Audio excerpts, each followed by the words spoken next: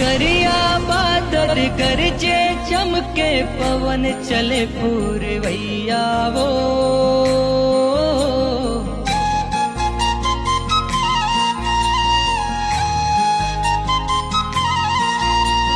मंजूर है दोनों डना बगरा के नाचे ताता थैया वो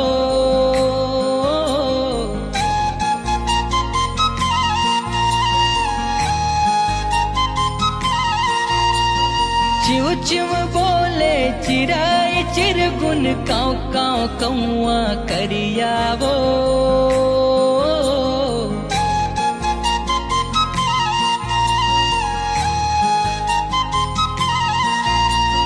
नांगर बैला फांद के जम्मो खेत में चले नगरिया वो